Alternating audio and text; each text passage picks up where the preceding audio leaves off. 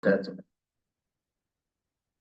الحمد لله رب العالمين، والصلاة والسلام على أشرف الأنبياء والمرسلين نبينا محمد وعلى آله وصحبه أجمعين. أما بعد. Bapak dan rekan-rekan yang terhormat, kita bersyukur kepada Allah SWT dengan nikmat bisa kita berkumpul di salah satu rumah daripada rumah Allah Rabbul Alamin untuk menyambung rangkaian kegiatan ibadah dari satu kebaikan menuju kebaikan yang lain, yaitu belajar bersama untuk mengulang pembahasan-pembahasan yang penting tentang agama kita, dengan harapan mudah-mudahan ada faedah yang bisa kita ambil, acuan ilmu yang bisa kita amalkan. Pada kali ini kita akan membawa atau mengangkat satu topik pembahasan, yaitu pesan-pesan hikmah di zaman fitnah. Pesan-pesan hikmah di zaman fitnah. Jadi maksud dengan pesan hikmah di sini, teman-teman, tentunya pesan yang berasal daripada Al-Quran, berasal dari hadis Nabi SAW, dan juga bagaimana pesan atau keterangan daripada para ulama. Karena kata hikmah itu sendiri itu merupakan kata yang tepat pada kondisi dan waktu yang sesuai. Itu disebut dengan hikmah. Dan tentu perkataan yang paling baik dalam hal ini, yang paling tepat adalah Al-Quran dan hadis Nabi SAW. Karena orang yang berikan ucapan yang tepat, maka dia sedang mendapatkan hikmah. Sementara Allah berbicara tentang Al-Quran, Allah berfirman tentang hikmah, siapa yang diberikan hikmah faqad utiya khairan katsira. Siapa saja diberikan oleh Allah hikmah, maka dia sedang mendapatkan kebaikan yang banyak. Adapun dimaksud dengan zaman fitnah, teman-teman, itu masa-masa terjadinya beragam ujian, kerusakan, huru-hara, dan hal-hal yang diingkari secara syariat dan fitrah manusia. Ini disebut dengan zaman fitnah. Namun bukan berarti zaman di sini fitnah itu dilekatkan kepada zaman, tidak. Dalam artian bukan zaman, bukan masa yang membawa fitnah, tidak. Akan tetapi lebih kepada manusia yang hadir di era itu atau di masa itu, di zaman itu, mereka adalah lebih rusak daripada masa-masa sebelumnya. Karena kalau kita dengar istilah zaman fitnah, itu konotasinya lebih kepada waktu, seakan-akan waktu yang dicela. Yang membawa fitnah, yang membawa kerusakan itu waktu. Padahal tidak. Waktu itu adalah sesuatu yang berjalan sebagaimana mestinya, sesuai dengan kodrat dan kehendak daripada Allah Subhanahu. Tapi kita tidak boleh menisbahkan atau menjadikan fitnah itu nisbah kepada waktu, sehingga sebagian orang mungkin salah faham sehingga dia mencela waktu, mencela masa, mencela zaman. Oh, memang sekarangnya sudah zaman seperti itu. Terjadi kerusakan, terjadi perbuatan amoral, kriminal, musuhan, dan segala macamnya. Orang bilang, oh memang sudah awal zamannya. Jadi maksudnya kita tidak mencela zaman. Kenapa? Zaman tidak boleh dicela. Karena orang mencela zaman sama dengan mencela Allah Rabbul Alamin. Dalam hadis Sahih Bukhari, Nabi SAW mengatakan bahwasanya Allah berfirman dalam hadis qudsi, yasubbuni banu Adam. Anak-anak Adam telah mencelaku, ya. Wa yasubbud dahra. Dengan cara apa? Mereka mencela masa, mereka mencela waktu, mencela zaman. Wa anad-dahru, sementara saya adalah zaman itu sendiri. Maksudnya saya yang menciptakannya, saya yang mengaturnya, dan saya yang memberdirikannya, ya. Yuqallibul laila atau biyadil laila wan nahar. Saya yang mengganti siang dan malam. Artinya zaman tidak boleh dicela. Yang dicela itu adalah manusia yang hidup di masa itu. Orang-orang seperti kita, ya, yang mungkin melakukan hal-hal yang menyimpang, sehingga kalau ini mendominasi sehingga zaman itu tercela. Kenapa? Banyaknya kemungkaran, banyaknya kerusakan, ya. Dan dari itu ada riwayat yang dibawakan oleh Imam Az-Zahabi dalam kitab beliau Syiar A'lamin Nubala dari seorang tabi'in bernama Ibnu Mulaikah rahimahullah. Bahwasanya beliau pernah mengatakan, saya mendengar sahabat Abdullah bin Abbas radhiyallahu anhuma berkata. Apa kata sahabat Ibnu Abbas? Dhahaban nasu wa baqiyan nasnasu. Artinya telah pergi orang-orang baik dan sudah tinggal orang-orang yang nas-nas. Jadi ada kata an-nas, manusia. Maksudnya suatu generasi yang baik, generasi para sahabat. Kemudian Abdullah bin Abbas mengatakan, dan yang tertinggal adalah an-nas-nas. Jadi kan nas itu digabungkan menjadi double. Ibnu Mulaikah dan orang-orang dekatnya bertanya, apa yang dimaksud dengan an-nas-nas? Kata beliau, yang dimaksud dengan nas-nas adalah alladzina yushbihuna an-nas, ya, yaitu orang-orang yang menyerupai manusia walaisu binnas. Tapi sementara mereka bukanlah, tidak layak dikatakan manusia. Kenapa? Perbuatannya yang amoral, ya, orang-orang yang memiliki kerusuhan dan kerusakan dan semisalnya. Karena itu teman-teman perlu diingatkan, dimaksud dengan zaman fitnah di sini bukan berarti zaman itu yang tercela, tidak. Tapi banyaknya kerusakan yang dilakukan oleh manusia di zaman itu. Di zaman itu. Dari itu kita tidak boleh mencela waktu. Yang dicela itu adalah diri kita sendiri. Kekurangan, kealpaan dan kesalahan kita sendiri. Karena kita apa? Kita manusia memiliki kesalahan. Itu tergantung dengan apa? Dengan kadar masing-masing. Ya, ada perkataan yang bagus dari seorang ulama pendahulu kita yang Imam Syafi'i rahimahullah. Sebutkan pada manaqib beliau. Beliau mengatakan, "Ra'aitun nasa yashkuna zamana wa ma li zamanina 'aibun siwana." Saya melihat orang-orang itu selalu mengeluhkan masa, mencaci waktu. Padahal aib itu bukan pada waktu, melainkan pada diri kita sendiri. Na'ibu zamanana wal 'aibu fina. Ya. Walau nataqa az-zamanu bihi ramana. Andaikan, dan kita suka menyalahkan waktu, menyalahkan zaman, menyalahkan era.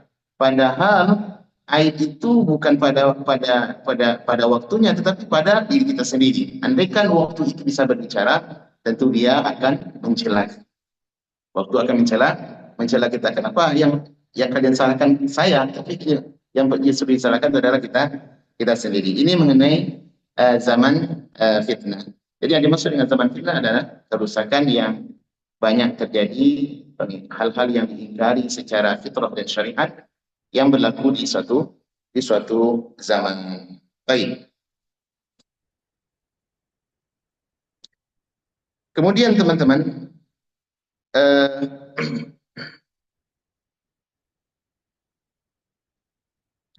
adapun masalah fitnah, fitnah itu memang sudah bahagian daripada takdir daripada Allah Rabbul Alamin. Beragam hal yang berbau ketimpangan atau kerusakan yang terjadi pada manusia, terkhusus umat ini. Ini adalah bahagian daripada ketetapan Allah Subhanahu wa taala. Ini perlu kita ketahui. Kenapa? Karena Nabi sallallahu alaihi wasallam sudah mengabarkan kepada para sahabat bahwasanya umat ini akan diuji, akan diberikan fitnah oleh Allah Subhanahu wa taala. Dan ini adalah pesan yang sudah disampaikan oleh Nabi sallallahu alaihi wasallam. Umat ini akan diuji berupa fitnah-fitnah yang bervariasi. Di antara yang menyatakan hal ini adalah hadis yang dikeluarkan oleh Imam Muslim dalam sahih beliau oleh sahabat Abdullah bin Amr bin As radhiyallahu anhuma, bahwasanya Nabi sallallahu alaihi wasallam pernah mengatakan, ya, wa inna ummatukum hadhihi ju'ila afiyatuha fi awwaliha. Dan umat ini Allah jadikan nilai keselamatan itu jauh daripada fitnah itu pada generasi yang pertama, generasi awal, ya. Wa sayusibu akhiraha bala'un. Adapun generasi seterusnya akan terus ditimpa oleh bala, bencana, musibah, petaka dan beragam fitnah. Wa umurun tunkirunaha, dan perkara-perkara yang kalian mencelanya. Kita tidak suka perkara itu, kita tidak suka melihat tragedi itu, ya. Kemudian kata beliau, kata Nabi SAW, wa taji'u fitnah fayuraqiqu ba'daha ba'dha. Dan satu fitnah akan datang mendahului atau memperbaharui fitnah sebelumnya. Di mana fitnah yang baru ini lebih berat rasanya, lebih besar daripada fitnah sebelumnya. Iya. Sampai-sampai kata Nabi, wa tajibul fitnatu fayaqulul mu'min. Sampai ketika suatu saat, suatu kali ujian itu datang, fitnah itu datang, maka seorang mukmin berkata, hadhihi muhlikati.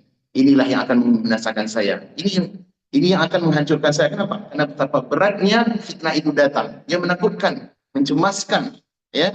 Dan hadis ini memberikan informasi kepada kita, keterangan bahwa fitnah itu sesuatu yang tidak bisa dihindari dari kehidupan.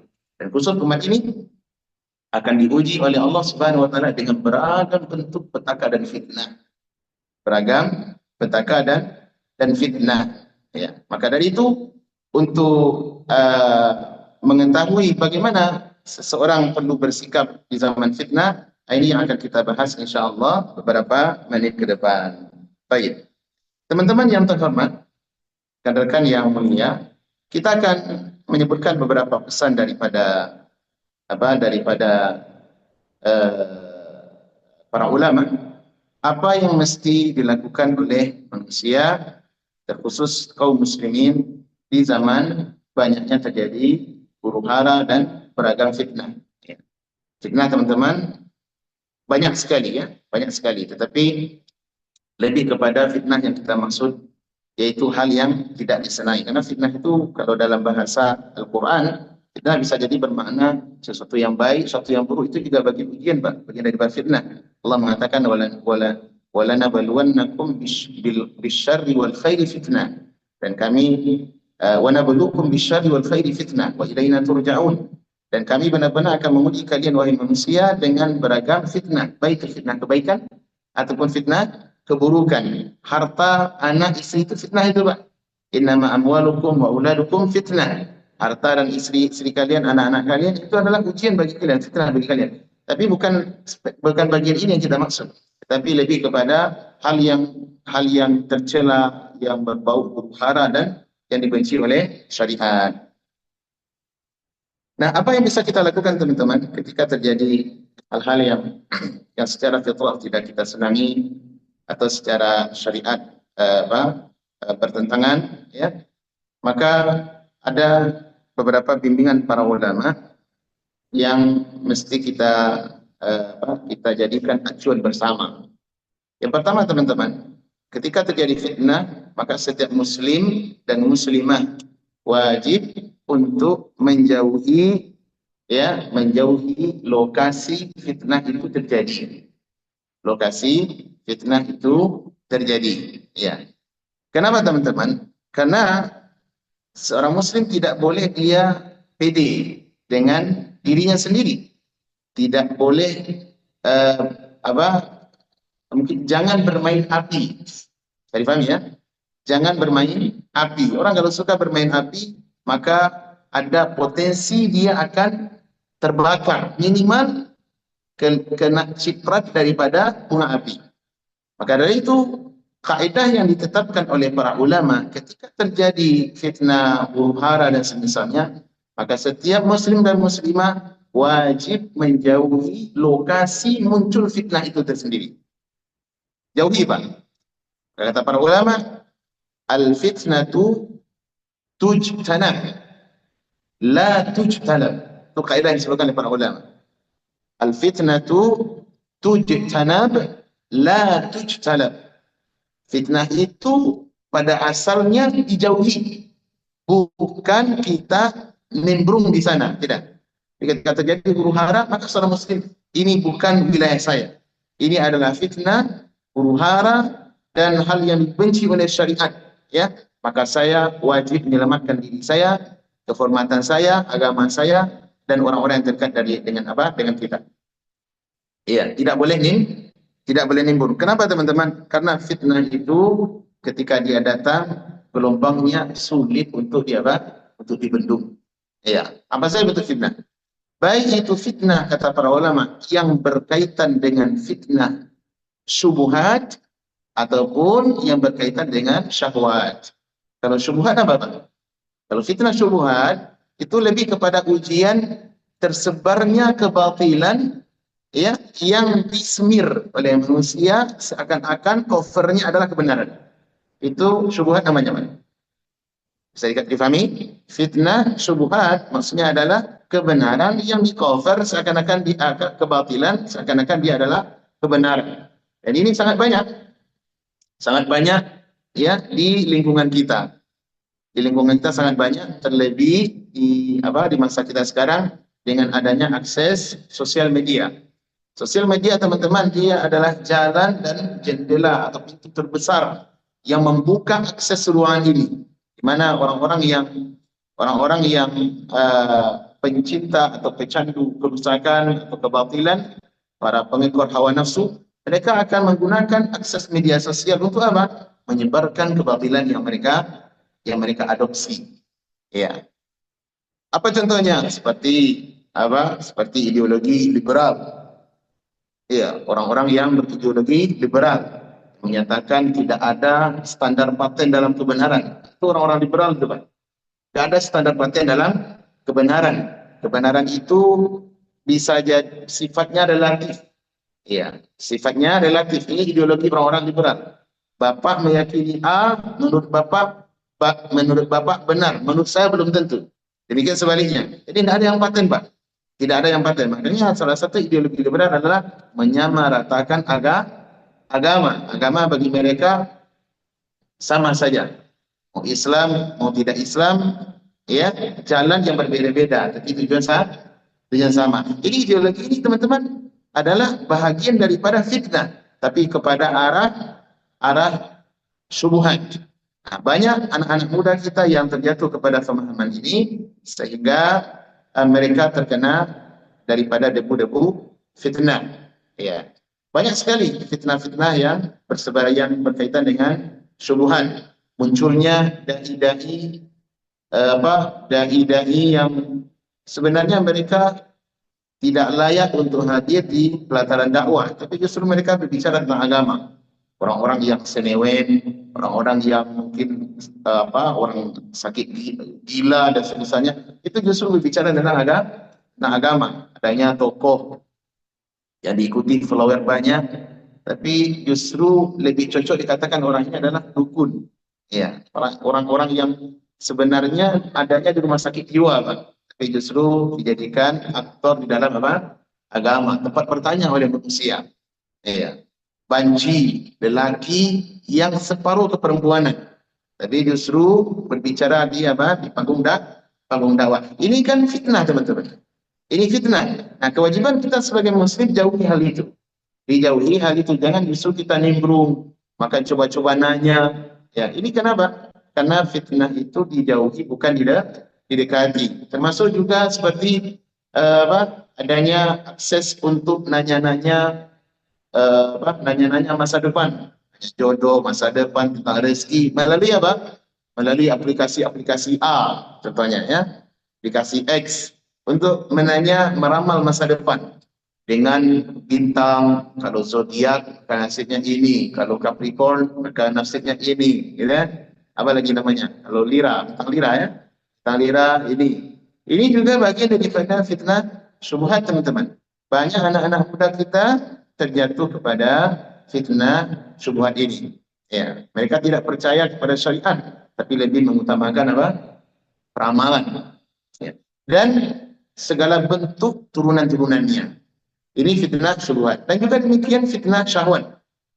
Syahwat, teman-teman, kalau kita melihat kehidupan kita di masa sekarang jauh lebih berat ujian fitnahnya dalam tarikan syahwat ketimbang daripada 10 atau 15 tahun belakangan.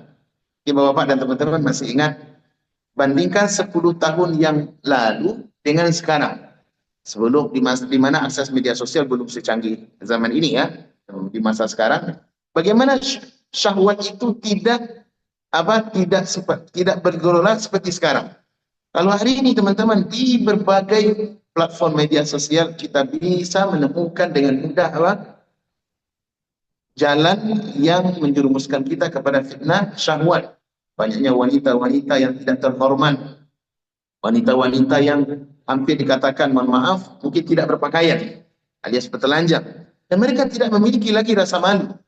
Iya, tidak memiliki apa? Rasa malu. Joget, goyang-goyang, TikTok dan semisalnya. Dan ini banyak peminatnya, diminati oleh apa? Oleh manusia secara umum. Ya, dan juga tidak sedikit daripada anak-anak muda. Mereka tidak lagi rasa malu. Coba dibandingkan 10-15 tahun yang lalu, Pak. 10-15 tahun yang lalu hampir itu hampir tidak ada. Kalau ada yang kayak gitu berarti harus diantarkan ke rumah sakit jiwa.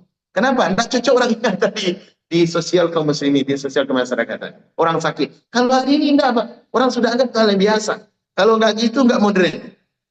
Nggak gitu nggak modern. Ya. Kemarin waktu kita balik ke sini di bandara Pak, di airport itu kan tempat keramaian, tempat umum tuh. Tapi justru ada anak-anak. Saya mengira mungkin dia apakah muslimah atau tidak, saya tidak tahu ya. Tapi yang jelas kalau perangainya ini tidak dibenarkan. Tidak malu dia untuk bergoyang-goyang, mungkin sedang live atau apa, sampai buka pakaian yang tidak senonoh, yang tidak seharusnya dilakukan. Dan itu semua orang lewat lalu lalang di sana. Yang biasa. Tidak ada yang satu pun yang menegur, Pak. Nah, ini adalah zaman dan gaya hidup yang sudah berubah. Fitnah syahwat. Fitnah syahwat. Maka dari itu seorang muslim jangan mendekat ke sana. Ya, jangan mendekat tapi justru dia dijauhi. Jangan bermain api dengan prinsip coba-coba. Karena bukan mencoba-coba itu teman-teman, itu yang justru sebagai langkah awal menjatuhkan seseorang kepada lingkaran fitnah yang berbahaya. Baik, ini yang pertama, jauhi lokasi fitnah ketika terjadi hal-hal yang tidak dibenarkan syariat, kewajiban kita untuk menjauhi. Baik.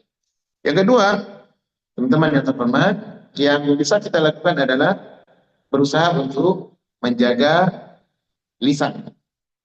Menjaga lisan. Kalau lisan, ya, lisan teman-teman, dia alat yang sangat urgen di dalam tubuh manusia. Seseorang itu bisa dinilai dengan 2 organ dari tubuhnya. Nilai seseorang dinilai dari 2 organ di tubuhnya. Kata para ulama, al-mar'u bi asgharihi. Seseorang itu nilainya dilihat kepada 2 organ tubuh. Satu adalah lisan, yang kedua adalah hati. Kalau hati teman-teman, ini sesuatu yang tidak nampak. Bagaimana baik atau elok atau buruknya hati seseorang, ini sesuatu yang kita tidak bisa menilai. Tapi akan terlihat nanti dari perbuatan. Namun ada organ yang itu sangat fatal. Ya, nilainya sangat menentukan, ya, baik atau buruk seseorang itu dinilai daripada organ ini. Apa itu? Lisan. Ya, daripada lisan. Kenapa? Seseorang kalau dia bisa mengontrol lisannya, makanya adalah orang yang baik. Tapi sebaliknya kalau umpama lisannya tidak terjaga, maka justru dia adalah orang-orang yang apa? Yang tercela, orang-orang yang hina.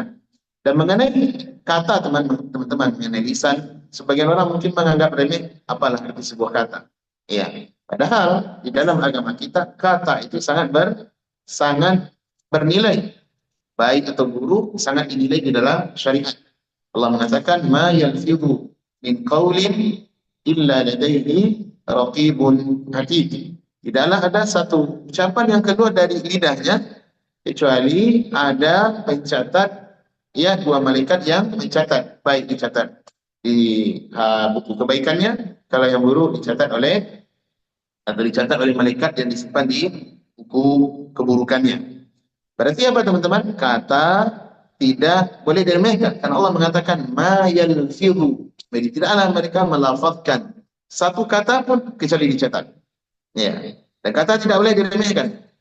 Sesuatu yang halal haram bisa jadi halal karena apa? Karena kata. Benar atau tidak?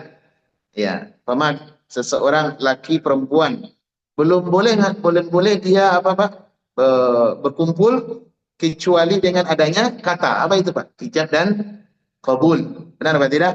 Barang, sesuatu barang tidak boleh kita miliki sampai ada kata dahulu. Apa itu? Ijab, qabul. Makanya kata tidak boleh diremehkan.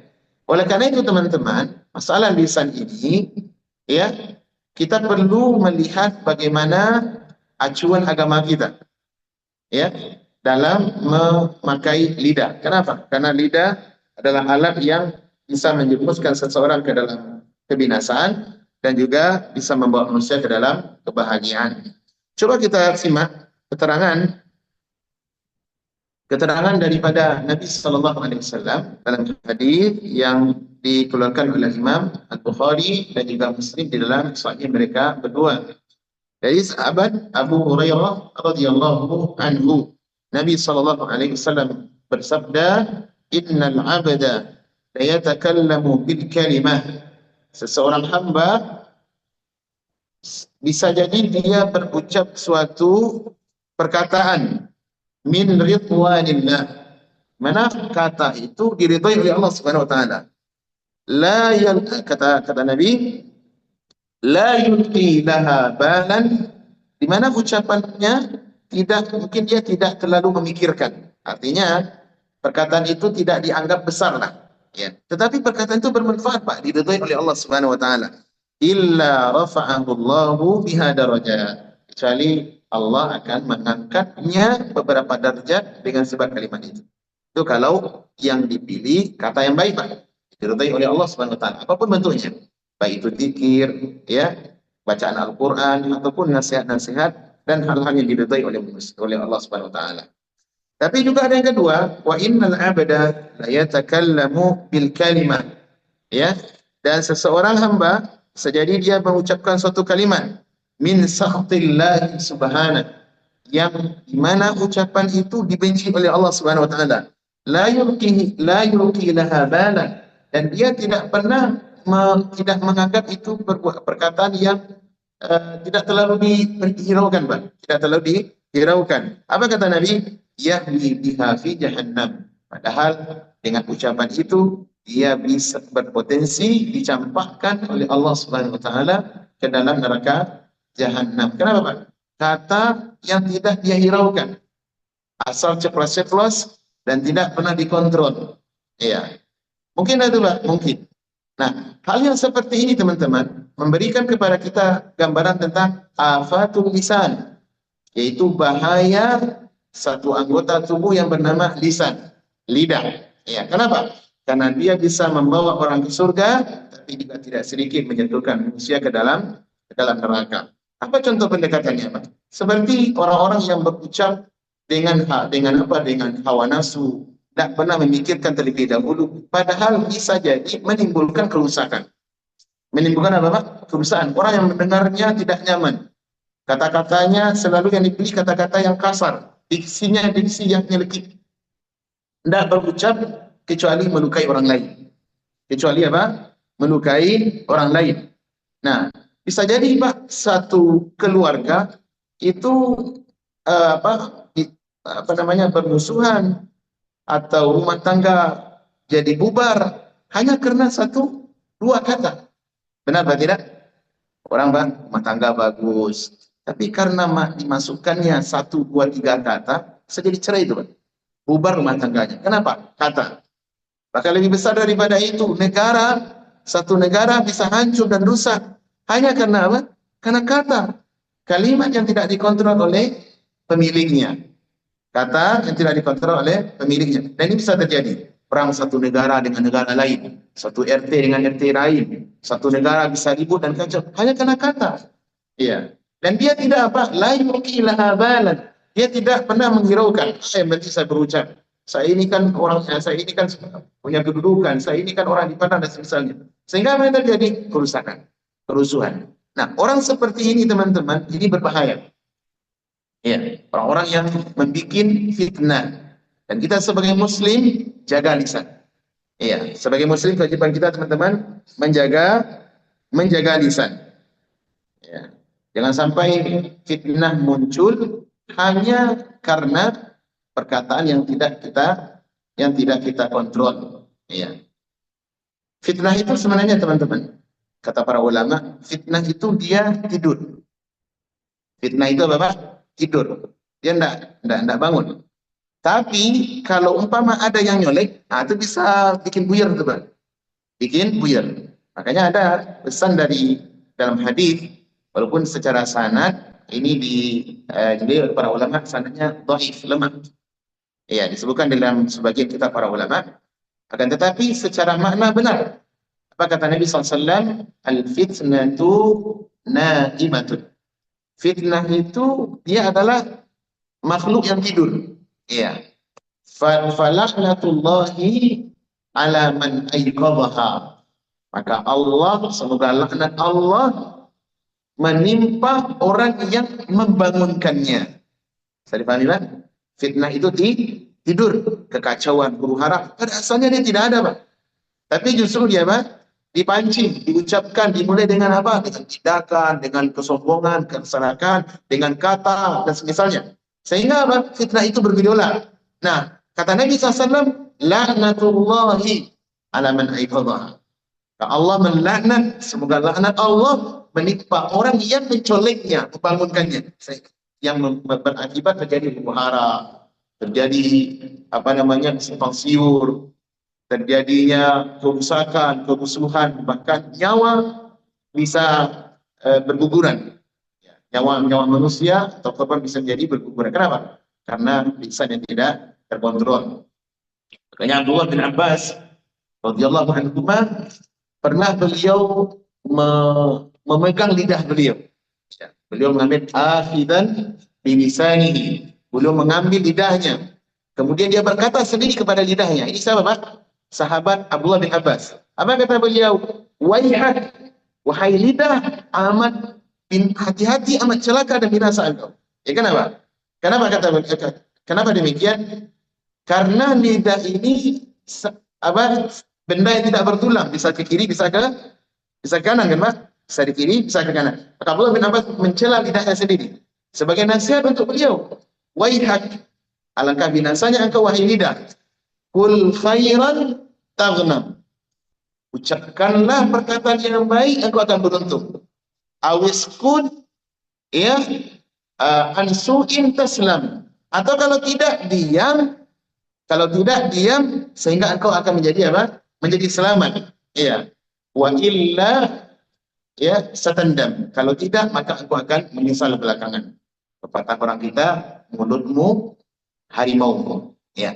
Nah, ini sebagai dalam syariat kita, teman-teman, Bapak-bapak yang terhormat, dan rekan-rekan siapapun saudara kita yang mendengarkan pesan ini, maka wajib bagi kita sebagai muslim untuk menjaga lisan di dalam semua keadaan. Terlebih-lebih di masa-masa terjadinya fitnah dan berbagai kerusuhan. Nah, ini kan, Pak, kalau kita umpama nih terjadi kerusuhan, apalagi yang sekarang ini kan terjadi kerusuhan di berbagai negeri kaum muslimin. Ya, terjadi di negara-negara Islam, bahkan di negeri kita belakang ini, negeri Indonesia, justru kerusuhan di mana-mana. Nah, kita yang ada di perantauan, apa yang bisa kita lakukan, Pak? Ya, sama. Pesan ini juga berlaku, Pak. Jaga lisan. Nah, kita kan ikut di sana. Lisan itu kalau di zaman sekarang lebih kepada dua. Ada lisan yang berupa ucapan, voice dan misalnya, atau video-video pendek, atau bisa jadi lisan dalam bentuk jari jemari tangan kita sendiri. Ya. Ketik komentar yang kita masukkan di kolom chat dan misalnya, itu bagian dari lisan, Pak. Nah, saya ada ucap, Pak. Ya benar, tapi kan kita nulis. Nah, tulisan itu, Pak, itu bagian daripada perwakilan lisan. Maka dari itu sebagai muslim wajib mengontrol lisan. Pilihlah diksi yang baik kalau hendak berucap. Kalau tidak, lebih baik diam. Nah, prinsip yang ditanamkan oleh Nabi SAW kepada kita adalah ya, kul khairan, katakanlah yang baik, atau kalau tidak diam. Allah berfirman dalam Al-Quran, wa qul li ibadi yaqulu allati hiya ahsan. Katakan kepada manusia, kepada hamba-hamba, hendaklah mereka berucap ucapan yang baik, yang diridhai oleh Allah dan tidak menyakiti manusia. Inna syaitana yanzagu bainahum. Karena syaitan itu dia suka membuat kerusuhan di antara kita. Ya, ada kata-kata yang mungkin agak merempet kemana begitu, syaitan itu ngangkat tuh, Pak. Sehingga orang yang mendengar diberi was-was pada syaitan. Apa yang terjadi, Pak? Permusuhan. Dan ini adalah produknya syaitan. Inna syaitana kana lil insani aduwwan mubina. Karena syaitan itu adalah musuh yang nyata bagi manusia. Nah, ini berapa banyak kata-kata, Pak, yang tidak dikontrol sehingga menyebabkan apa? Permusuhan. Menyebabkan apa? Permusuhan. Nabi SAW mengatakan, "Man kana yu'minu billahi wal yawmil akhir." Siapa saja di antara kalian yang beriman kepada Allah, membenarkan Allah Subhanahu wa taala dan membenarkan datangnya hari kiamat, hari berbangkit setelah kematian, fal yaqul khairan aw liyasmut. Maka hendaklah dia berucap yang baik-baik saja, kalau tidak diam. Karena itu teman-teman, kewajiban kita sebagai muslim jaga lisan ya, dan jangan berkomentar kecuali komentar yang baik dan sehat. Benar-benar edukasi yang kita berikan itu boleh. Tapi kalau untuk apa mencaci, lebih kepada meremehkan, maka ini lebih baik kita tahan ya, lebih baik kita tahan. Ini untuk pesan yang kedua. Adapun pesan yang ketiga teman-teman, ya, pesan yang ketiga yang bisa kita praktekkan, hendaklah berusaha untuk menyibukkan diri kita masing-masing dengan hal yang bermanfaat. Ya, sibukkan diri dengan hal yang bermanfaat. Nah, di antara kata Nabi SAW, min husni islamil mar'i tarkuhu ma la yani. Antara hal yang menjadi ciri khas kebaikan seseorang, dia berusaha untuk tidak melakukan kecuali yang bermanfaat. Ya, sibukkan diri, jebak diri kita dengan hal-hal yang bermanfaat. Ya, apa contoh yang bermanfaat? Kegiatan kita berusaha untuk melanggenghi atau istiqomah dengan rutinitas ibadah, sholat berjamaah ke masjid, kemudian kalau ada kelas-kelas agama itu kita hadiri, kelas belajar Al-Quran, kelas tahsin, kelas bahasa Arab kalau ada kita bersamai, kemudian komunitas kawan-kawan yang baik, yang kalau kita salah dia akan negur, kalau kita berbuat baik dia akan support. Nah, itu disamai orang-orang seperti itu. Dan ini sangat besar pengaruhnya terutama di zaman apa? Di zaman terjadinya huru-hara, hingar-bingar dan berbagai kerusuhan. Kenapa? Kita butuh support orang-orang yang baik di sekitar kita. Ya. Kita butuh support mereka. Biasakan dengan hal-hal yang bermanfaat.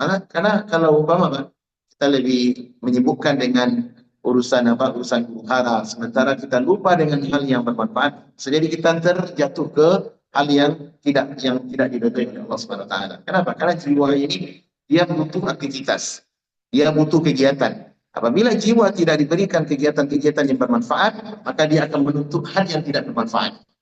Karena Imam Syafi'i rahimahullah, beliau memberi kalau pesan dalam Al-Qur'an ya, Allah mengatakan fa'alhamaha fujuraha wa taqwaha.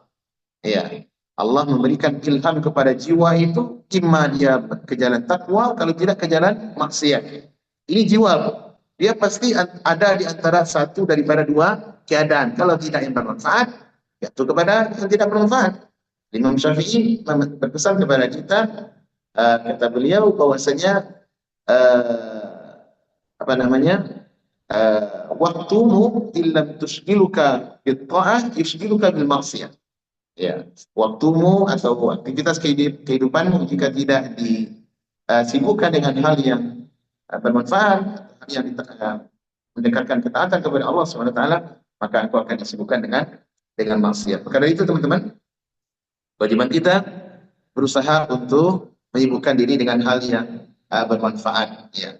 Kegiatan, pekerjaan, nah itu bagus Pak.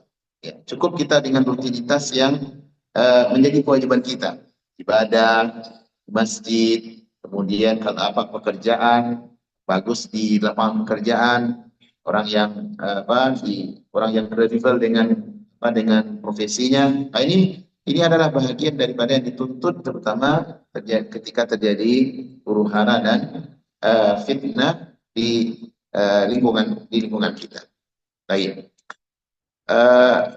Dan sebaiknya teman-teman, seorang muslim mereka menghargai waktu.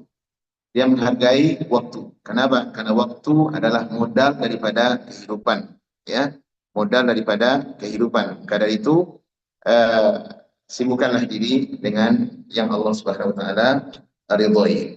Kemudian yang terakhir teman-teman, yang keempat, berusaha untuk meminta kepada Allah Subhanahu wa taala pertolongan agar kita diberikan taufik dan istiqamah di atas kebenaran, serta dijauhi daripada beragam bentuk fitnah serta huru-hara kehidupan. Karena tidak ada yang bisa menjaga kita, Pak, protek kita dari berbagai perkara kecuali datangnya taufik dan pertolongan daripada Allah Subhanahu wa Ta'ala. Dan Nabi SAW beliau mengajarkan dalam fikih salat. Setiap salat kita dianjurkan atau disunnahkan oleh Nabi SAW, dan beliau telah memilih terlebih dahulu untuk membaca doa berlindung daripada beragam fitnah, dan doa ini dibaca sebelum salam setelah membaca salawat untuk Nabi SAW. Apa doa itu? Doa itu berlindung kepada Allah dari 4 perkara. Di antaranya adalah fitnah.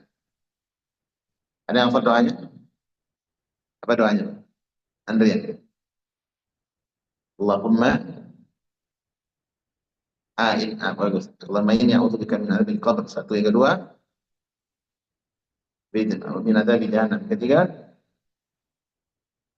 ini dia. Wa min fitnatil mahya wal mamat. Keempat, wa min syarri fitnati, bagus, ahsan.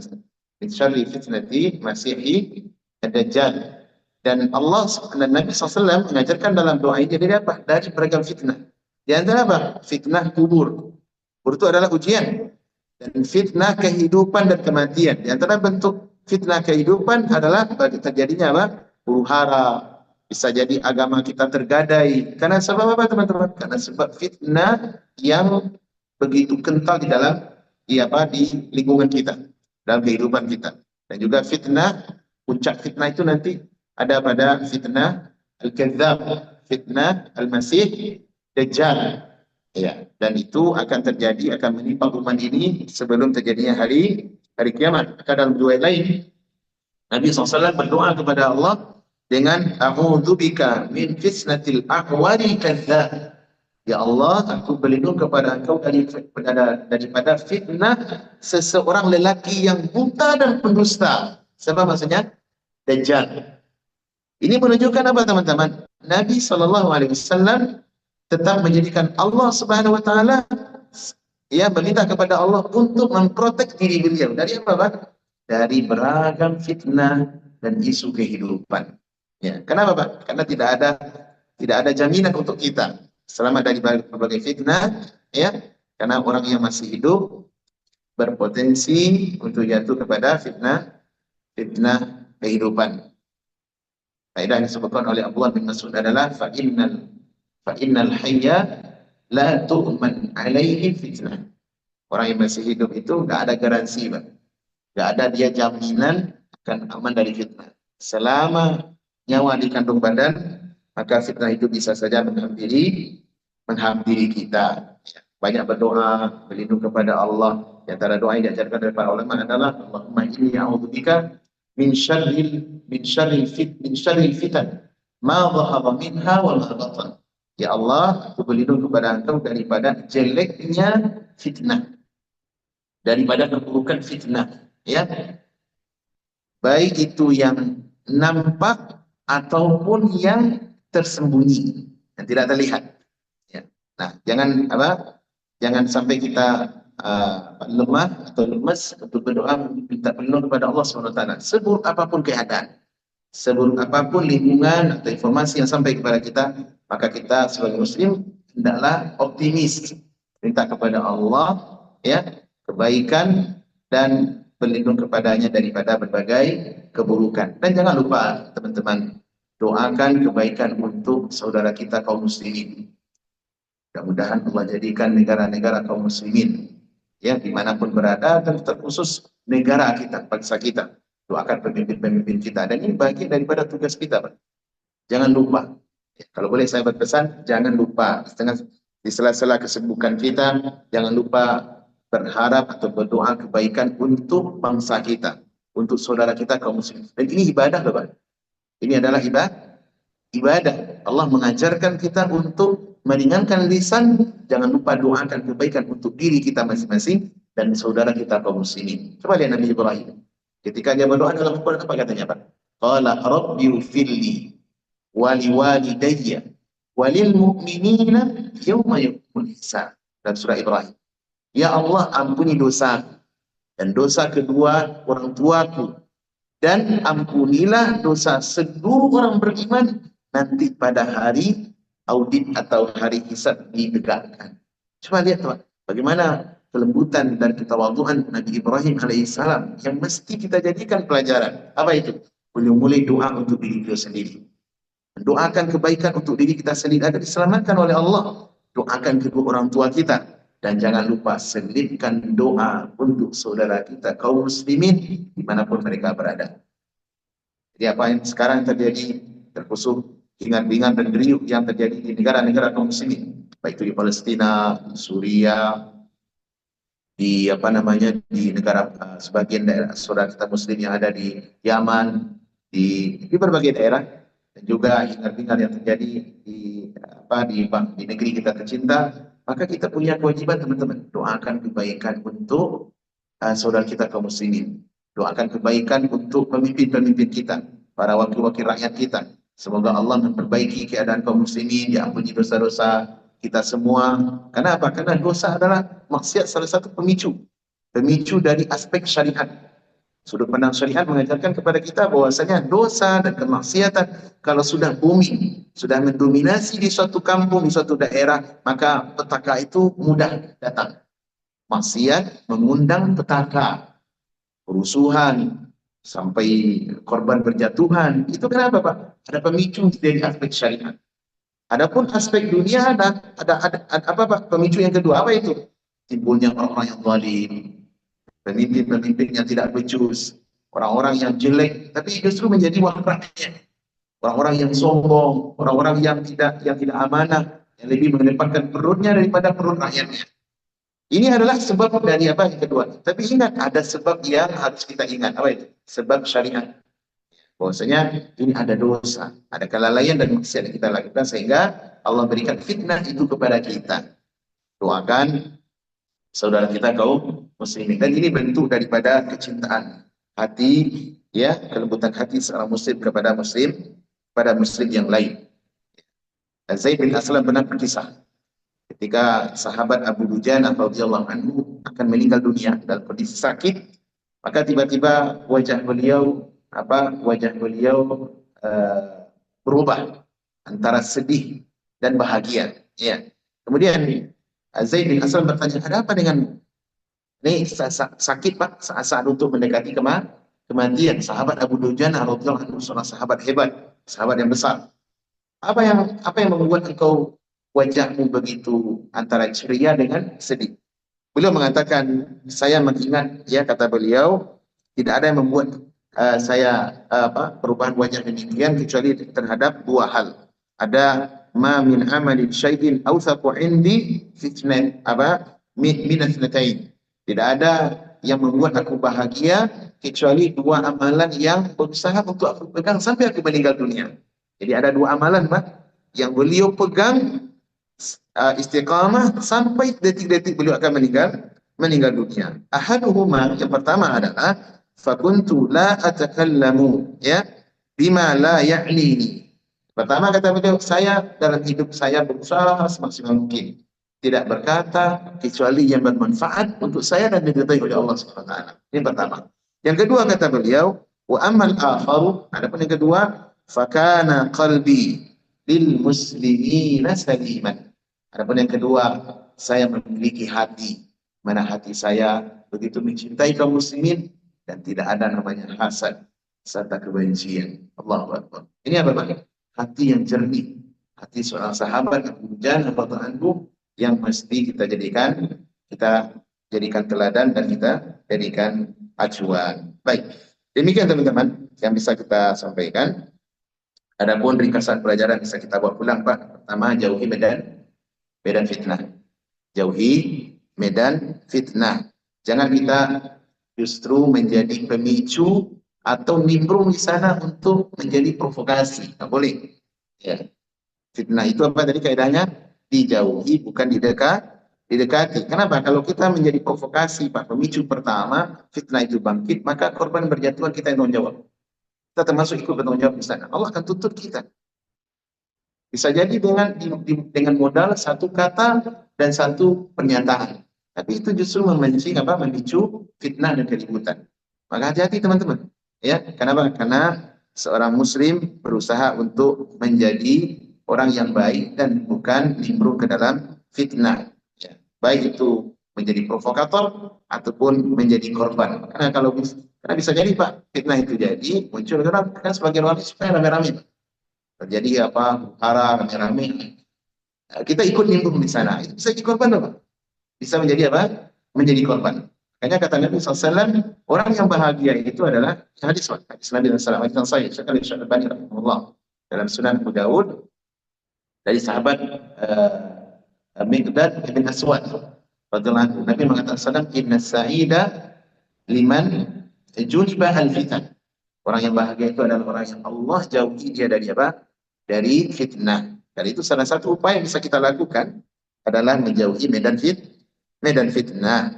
Yang kedua, usaha untuk mengontrol lidah. Lidah yang tidak bertulang, baik itu berupa ucapan ataupun pernyataan dalam bentuk tulisan, kolom chat, dan komentar dan semisalnya. Kemudian yang ketiga adalah kita berusaha untuk memperbanyak doa, melanggengi kebaikan dan sibukkan diri dengan hal yang bermanfaat. Kegiatan harian kita lebih baik fokus pada itu, Pak. Karena ketika terjadi fitnah kita berada di lingkungan itu, bisa jadi kita tidak bisa berbuat apa-apa. Ya, yang terjadi adalah kita menjadi korban. Ada pesan Nabi Sallallahu Alaihi Wasallam kepada sahabat Abdullah bin Amr bin As. Kata beliau, wahai Abdullah bin Amr, apabila telah terjadi kondisi manusia berhamburan, dan beliau memberikan gambaran, Pak, menggabungkan dua tangan beliau seperti ini. Artinya apa? Manusia yang sudah dalam kacau balau. Apa yang anda aku lakukan? Iya. Maka Abdullah bin Amr bertanya, wahai Rasulullah, apa yang mesti saya lakukan? Kata Nabi SAW, saya berpesan kepada kau. Apa pesan Nabi? Pertama adalah ilzam baitan. Karena engkau berusaha untuk melanggengi rumah, perbanyak di rumah. Kalau tidak ada kepentingan keluar, dan keluar. Sebenarnya pesan ini sampai kepada seluruh saudara kita kaum muslimin, terkhusus yang berada di tanah air. Nah, hari ini, Pak, hari ini kerusuhan itu terjadi kemarin mungkin di pusat kota, di kota negara. Sekarang, Pak, sudah sampai pelosok-pelosok. Kenapa? Dengan media sosial. Ada media sosial, orang ingin tampil, orang ingin show. Dia tidak tahu apa yang dikritik terkadang. Lebih kepada apa? Action. Saya ingin menunjukkan eksistensi saya sebagai warga, sebagai pemuda, sebagai mahasiswa dan semisalnya. Orang memperhatikan kepada negeri. Padahal tidak ada yang mereka lakukan kecuali adalah kerusakan, Pak. Iya. Demo. Tapi justru ujungnya kepada anarkis kerusakan. Ini tidak dibenarkan, Pak. Kita tidak membenarkan orang berbuat kezaliman, tapi juga kita tidak membenarkan apa demo yang sifatnya anarkis. Iya. Walaupun itu dibolehkan secara aklamasi di aturan negara kita, tapi tidak dibolehkan. Tapi yang menjadi poin bagi saya, Pak, bagaimana cepatnya menyebar kerusakan itu? Yang sebelumnya kemarin di ibu kota, sekarang sudah di kampung-kampung. Saya tadi dapat kabar, di kampung saya juga ikut, Pak. Demo, siapa yang muncul? Anak mahasiswa, persatuan ini. Mereka, ternyata kerusakan yang terjadi. Kita sebagai rakyat, Pak, terkadang lebih tidak ada pilihan. Pilihan kita adalah berikan kritikan yang sehat, atau kalau tidak, sabar. Mau membakar, merusak, apa yang kita dapatkan dari itu, Pak? Yang rugi adalah kita. Nanti kalau sudah bisa infrastruktur negara, siapa yang bayar? Tentu diambilkan dari uang negara. Karena uang negara ada berasal dari rakyat. Jadi tidak memberikan manfaat. Alhamdulillah, ini adalah fitnah. Dan kita sebagai kaum muslimin berusaha untuk mengamalkan pesan-pesan sunnah, pesan hikmah. Kata Nabi, perbanyak engkau di rumahmu, wa amlik alaika lisanak, dan jaga kontrol lidahmu. Ya, jangan bikin riuh. Ya.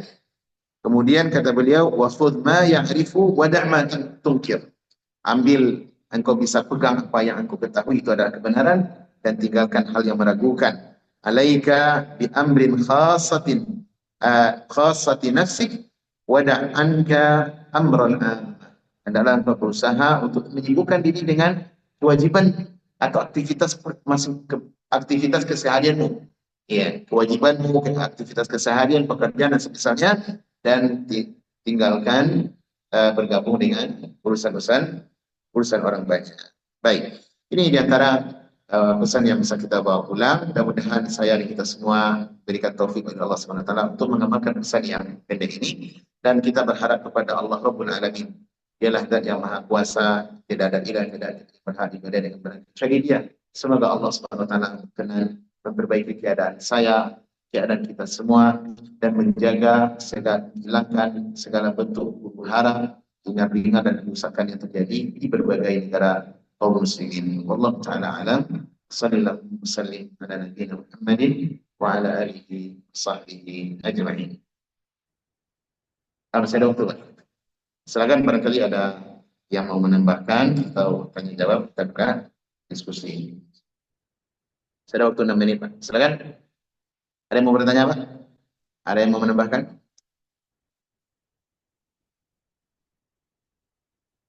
Iya, Pak. Iya. Kenapa, Pak? Ah,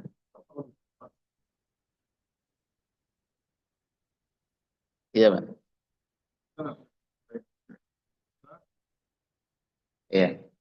Kalau memang sekiranya seorang muslim terjebak tiba-tiba lingkungan yang tempat dia tinggal muncul fitnah yang hebat besar, apakah mesti hijrah atau tidak, maka lebih kepada kondisional. Lihat kepada situasi.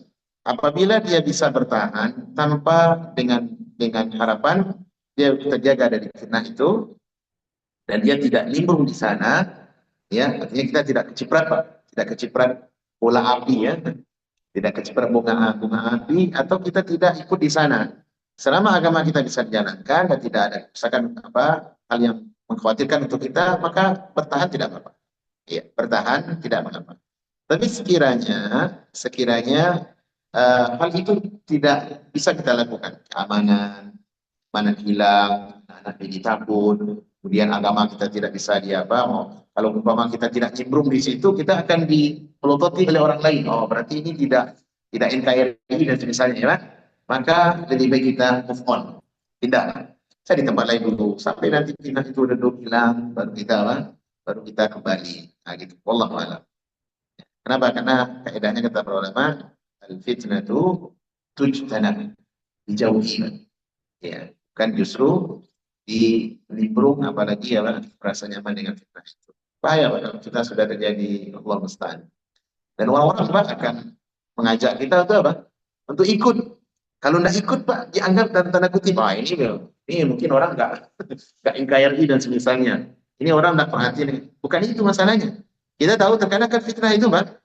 Fitnah itu datangnya bagaikan kata Nabi SAW, kaki ta'il lain al-muzlim, bagaikan potongan malam yang gelap. Dia datang tiba-tiba dan sulit itu membendung. Iya, sulit untuk membendung. Nah, kita di sana minimal pasti terciprat kegelapannya. Nah, gitu. Nah, orang yang berilmu, belajar, ada di komunitas yang baik, belajar ilmu agama, dan dia terus berdiskusi dengan orang-orang yang benar, gitu ya, maka dia mengatakan, oh ini adalah fitnah. Tapi bagi orang awam Pak, tidak. Mereka menganggap ini adalah sebuah revolusioner, sebuah revolusi, saatnya kita untuk bangkit. Padahal ada kerusakan besar yang menunggu di depan. Kata Imam Al-Hasan Al-Basri rahimahullah, sebenarnya disebutkan oleh Musa'ad dalam At-Tabaqat, beliau mengatakan bahwasanya fitnah itu, ya, ketika dia datang, idza aqbalatil fitnah ya'rifha kullu alimin, ya, apabila fitnah itu datang, orang berilmu dia paham fitnah ini bahaya, tidak usah diteruskan. Wa idza adbarat ya'rifha kullu jahilin. Tapi kalau sudah usai, baru orang bodoh, orang awam, orang bodoh, oh ternyata kita tertipu. Yang ada adalah apa? Penyesalan. Ya, yang ada adalah penyesalan. Maka dari itu, ketika terjadi fitnah, berusaha kita untuk menyelamatkan agama kita terlebih dahulu. Jangan justru jangan justru mengambil risiko, ya, mengambil risiko. Saya ingin sampaikan ke Bapak, karena pertanyaan bagus tadi dari Pak Fitra, terima kasih. Ada sikap yang bagus yang disampaikan, yang dicontohkan oleh sahabat Sa'ad bin Abi Waqqas radhiyallahu anhu. Ketika terjadi huru-hara, fitnah antara sahabat Muawiyah dan Ali bin Abi Thalib. Itu kan fitnah tuh Pak. Fitnah luar biasa. Ya, semoga Allah meridai seluruh para sahabat tanpa terkecuali. Ya. Tapi fitnah itu terjadi.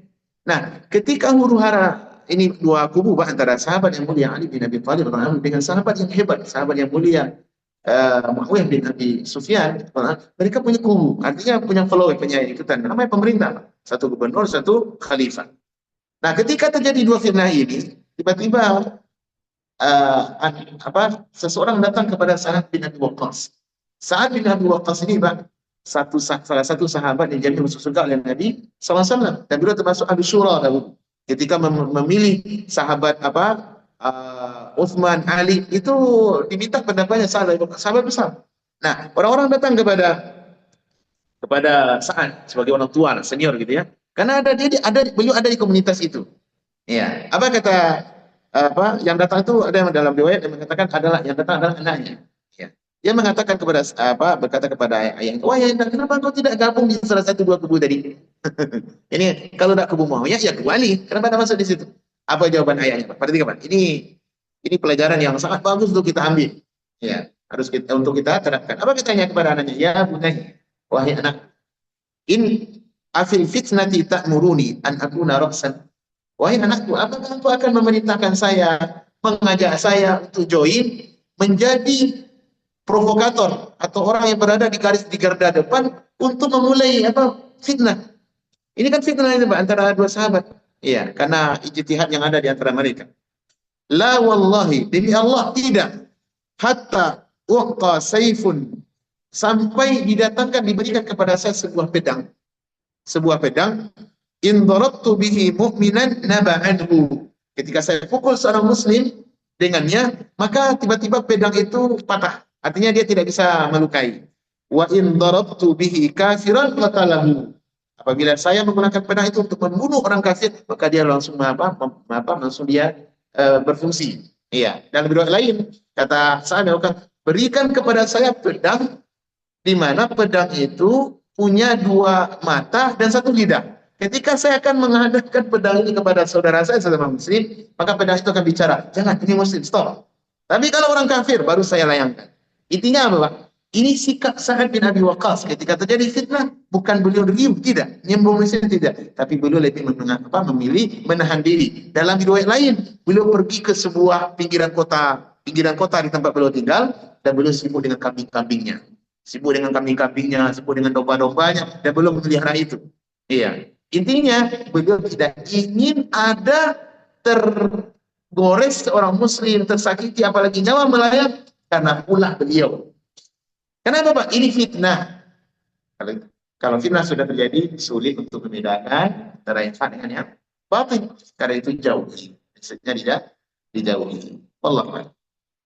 Itu. Dan lain? Oh, udah masuk ya? Baik. Demikian teman-teman. Semoga bermanfaat pesan-pesan ini. Saya dan kita semua. Dan Allah menjaga bangsa negeri-negeri kaum muslimin. Khusus bangsa kita di tanah air yang ini dalam kondisi berduka dengan huru-hara yang ada. Bagaimanapun kita sangat mencintai tanah air kita akan sangat mencintai tanah air karena mungkin kita terus sini ya, Pak ya. Ya, setinggi-tinggi tabangnya bangau, kata orang Padang, pulangnya ke Kubangan juga. Artinya selama pun kita merantau di sini, saudara kita akan ke tanah air. Maka dari itu mulai dengan hal-hal yang positif, yang baik, ya. Kemudian doa untuk pemimpin serta saudara kita kaum muslimin. Wallahu a'lam. Wassalamualaikum warahmatullahi wabarakatuh.